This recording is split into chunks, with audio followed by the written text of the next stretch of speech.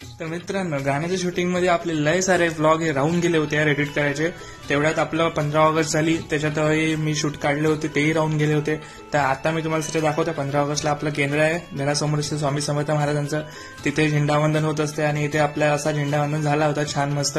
इथे चहा वगैरे भेटला छान आणि मस्त. इथून मग निघालो घरी, पहिले दर्शन घेऊन घेतलं महाराजांचं. इथे आपली रुद्राभिषेक वगैरे चालू होता, ते रोजच असते श्रावण महिन्यात, दररोज आपल्या केंद्रामध्ये रुद्राभिषेक चालू असतो. तिथून मग आम्ही गाडी काढली आपली धन्नो आणि निघालो. कारण सप्टेंबर महिना जवळून राहिले का गणपती येणार आहे, मला लक्षातही नाही.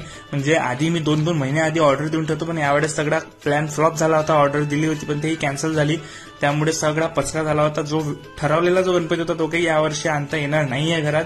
बट असं काही नाही, म्हणजे ठरवलेला आहे म्हणजे तोच आला पाहिजे किंवा असं काही नाही. बाप्पा तर घरात येणारच आहे आपल्या, त्यासाठीच मी आलो होतो. म्हटलं कोणत्या तरी एक मूर्ती आपल्याला फायनल करायची यार.